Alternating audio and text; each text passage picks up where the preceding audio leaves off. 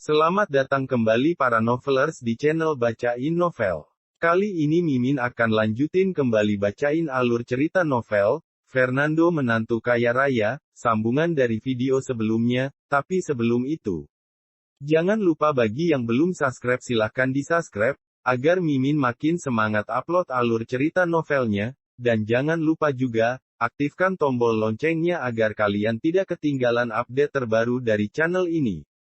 Selamat menikmati alur ceritanya. Bab 53. Manurung adalah tokoh berstatus tinggi dalam masyarakat, dia memegang kekayaan yang tak terhitung jumlahnya, posisinya jauh di atas.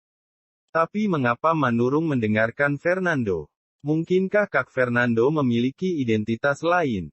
Ginting merasa bingung, pada saat ini, sosok Fernando dalam kepalanya tiba-tiba menjadi misterius dan tidak bisa ditebak, seolah-olah seluruh tubuhnya tertutup kabut. Sudahlah, tidak usah dipikirkan.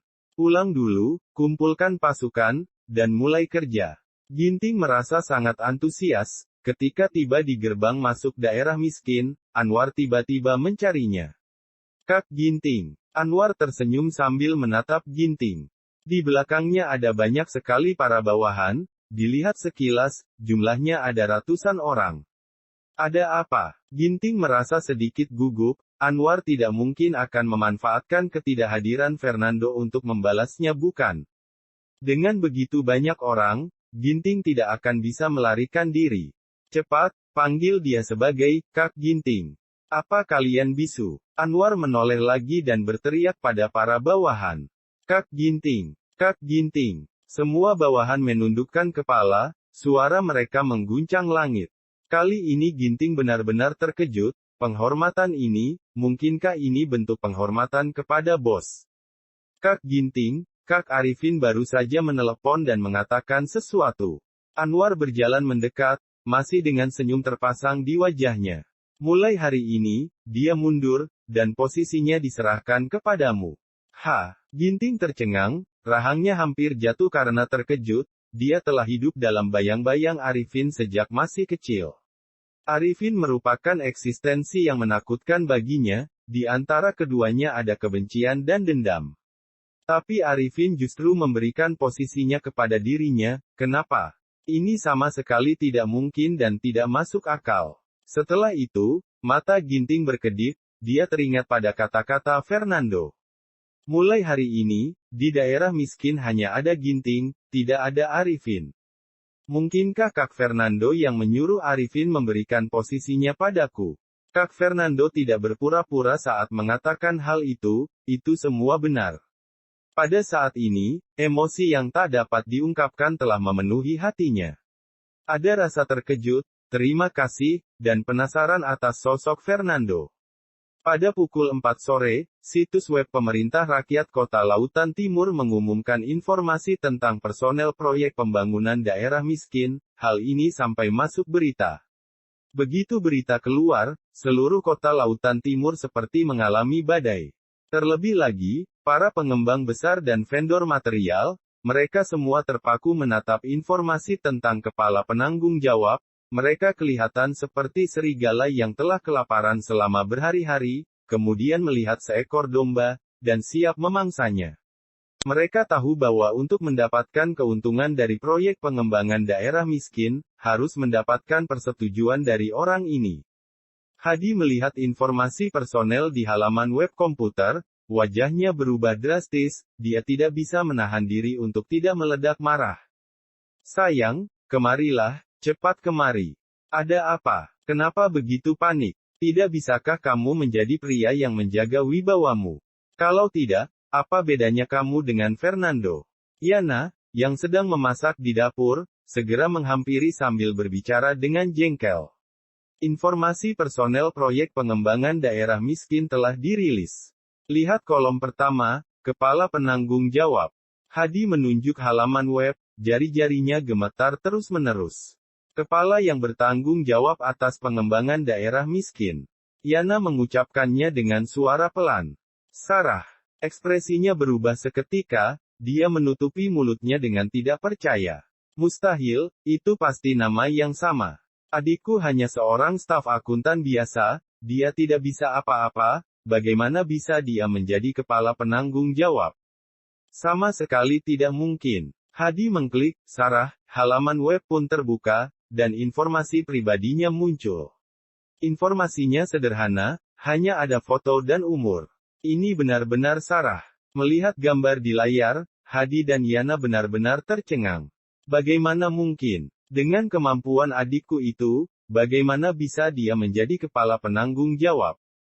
Yana masih tidak mempercayainya. Pemerintah yang menerbitkan informasi, tidak mungkin ada kesalahan. Hadi menghela napas pelan. Sepertinya apa yang dikatakan Sarah saat makan malam kemarin itu benar. Dia benar-benar menjadi kepala penanggung jawab. Yana langsung terduduk lemas di sofa. Kepala penanggung jawab daerah miskin yang memegang proyek besar bernilai puluhan triliun, dibandingkan dengannya, level mereka sama sekali berbeda. Tidak bisa, kita harus memberitahu ayah tentang ini. Yana segera berdiri. Sayang, ayo kita pergi ke rumah ayah. Kamu masih memasak. Masak apa? Kita makan di rumah ayah saja, sekalian memanggil Sarah. Yana berkata dengan keras. Pada pukul 7 malam, Fernando mengemudi bersama Sarah untuk pergi makan di rumah ayah mertua. Padahal kemarin baru saja makan bersama, hari ini makan lagi, Fernando sudah bisa menebak alasannya. Oh, pasangan ini terlambat lagi, kata Yana saat melihat mereka. Kakak, belakangan ini aku agak sibuk, harus lembur. Sarah menjelaskan. Haha, bagaimanapun juga kamu adalah kepala penanggung jawab, untuk proyek sebesar itu, pasti sangat sibuk. Yana berkata dengan yang aneh. Sudah, sekarang semua orang sudah datang, ayo makan. Tazudin, yang duduk di kursi kepala rumah tangga, berbicara tanpa ekspresi. Semuanya pergi ke meja untuk makan.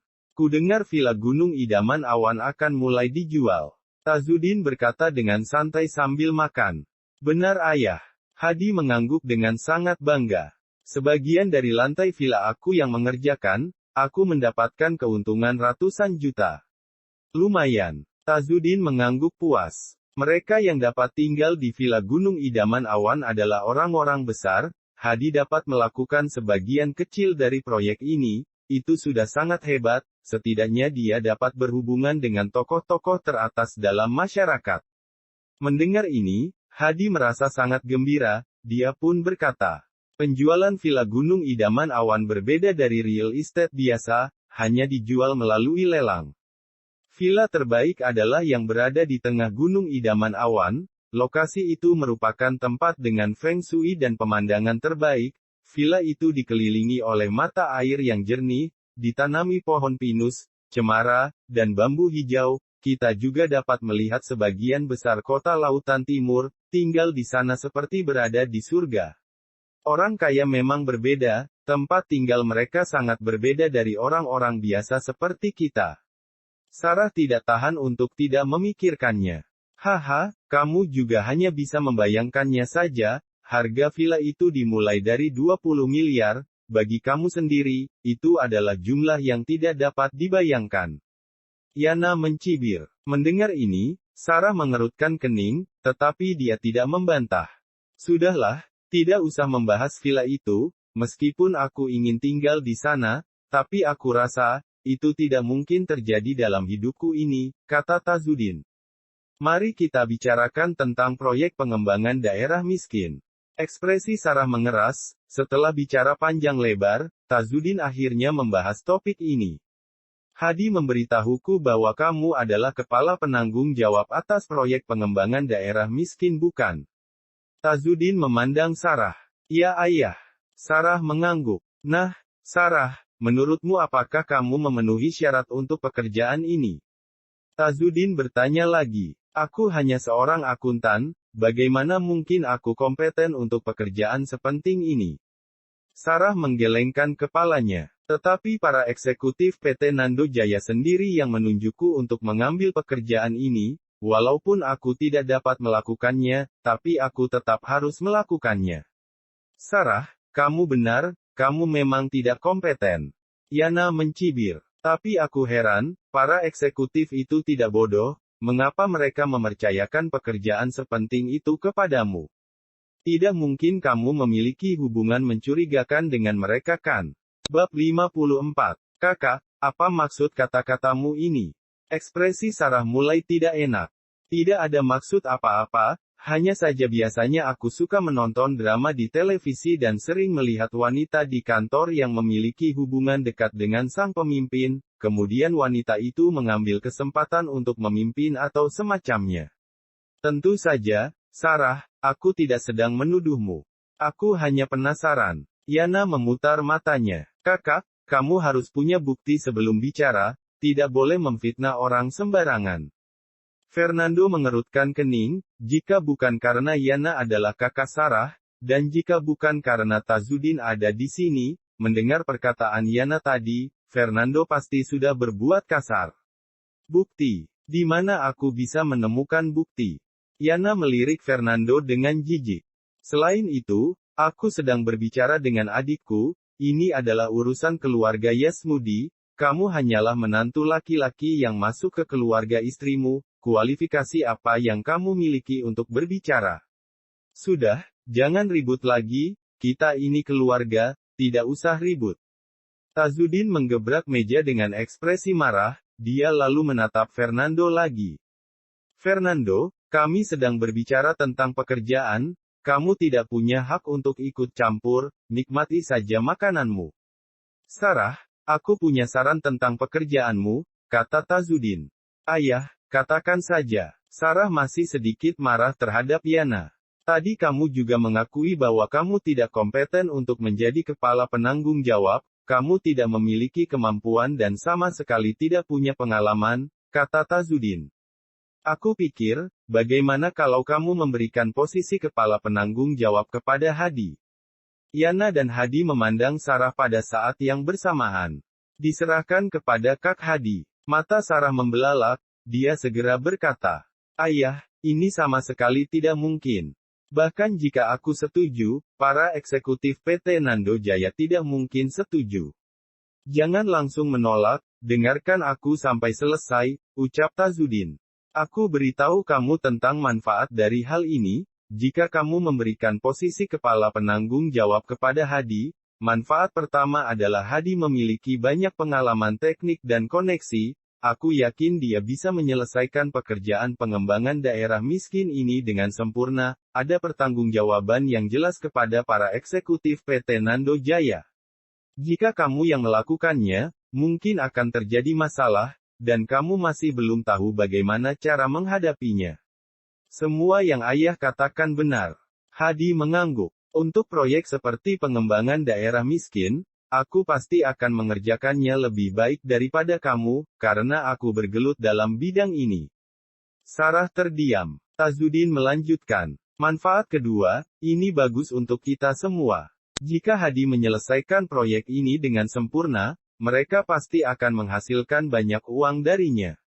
Pada saat itu, nama Hadi pasti akan meroket, dia bisa menjadi orang besar.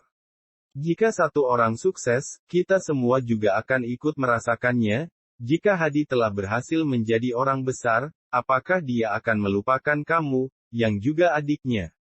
Pada saat itu, urusan membelikanmu rumah, serta mencarikan Fernando pekerjaan, itu bukan masalah lagi.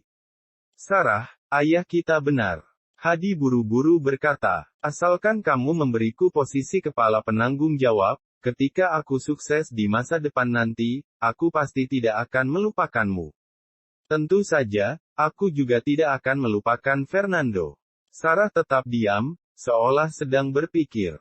Tazudin yang membesarkan Sarah, dia sekilas tahu bahwa Sarah sedikit tergerak hatinya. Sarah, menurutmu yang aku katakan tadi masuk akal tidak? Jika masalah ini dipercayakan kepada Hadi, kamu, keluarga kita, dan perusahaanmu, semuanya mendapatkan keuntungan.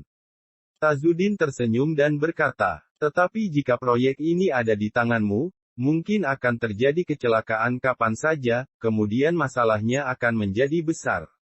Jika ada kecelakaan, kematian, atau sesuatu, kamu harus memikul tanggung jawab, bahkan mungkin menyeret seluruh keluargamu. Keluargaku. Mendengar ini, Sarah melirik Fernando dan berkata tanpa daya. Sebenarnya, pada awalnya, Aku benar-benar tidak ingin mengambil posisi kepala penanggung jawab, karena itu terlalu sulit bagiku. Aku juga tidak memiliki kepercayaan diri sedikit pun untuk melakukannya dengan baik.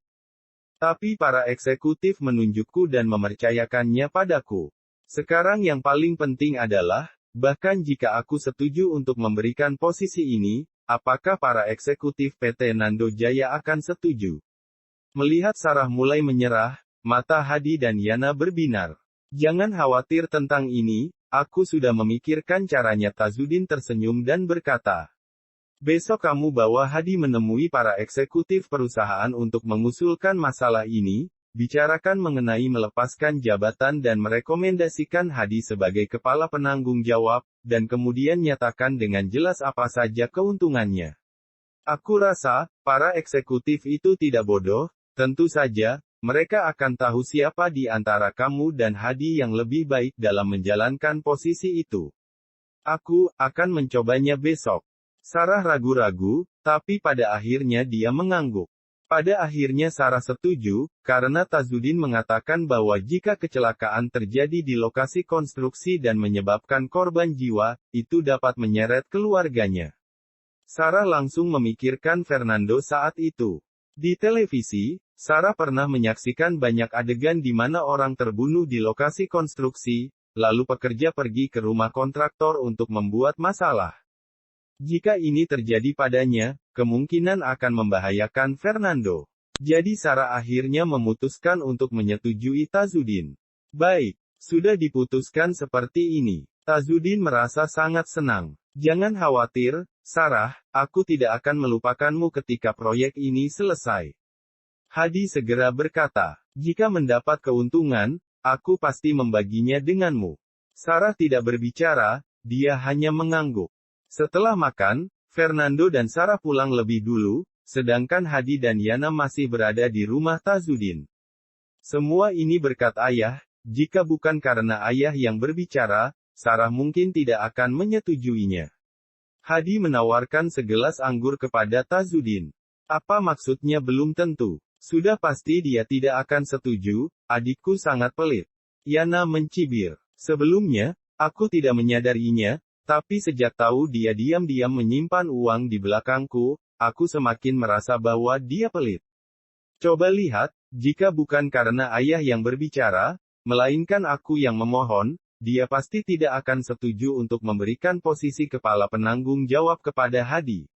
Astaga, aku tidak menyangka Sarah akan menjadi seperti ini. Tazudin menghela napas pelan. Sejak Sarah menikah dengan Fernando yang tidak berguna itu, aku merasa dia sedikit berubah. Hadi, bagaimanapun juga, karena Sarah telah memberikan posisinya padamu, ketika kamu menyelesaikan proyek itu nanti, kamu harus memberikan keuntungan padanya. Jangan khawatir tentang hal tersebut, aku pasti akan memberikan keuntungan. Hadi berjanji. Haha, untuk apa memberinya keuntungan? Yana mencibir dingin. Bisakah seorang akuntan kecil seperti dia duduk di posisi kepala penanggung jawab? Menurutku, Hadi adalah kandidat yang paling cocok.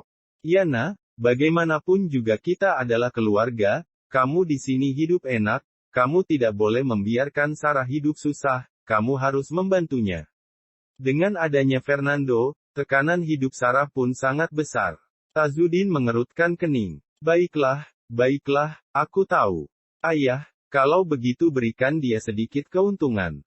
Yana berkata dengan enggan. Bukankah Sarah tinggal di perumahan jelek yang masih menggunakan tangga untuk naik ke atas? Ketika proyek Hadi selesai, dan kita menghasilkan uang, mari kita tinggal di villa Gunung Idaman Awan dan biarkan Sarah tinggal di villa kecil kita. Meskipun bekas, tapi untuk tinggal di villa, itu sudah bagus bagi Sarah dan Fernando. Tidak usah dipedulikan baru atau bekas. Iya, begini juga boleh. Tazudin mengangguk. Tapi ini terlalu enak untuk Fernando yang payah itu, dia benar-benar tidak berguna, dia tidak layak untuk tinggal bahkan di villa bekas sekalipun. Bersambung ke bab 55. Terima kasih telah setia di channel ini. Sampai jumpa pada bab selanjutnya.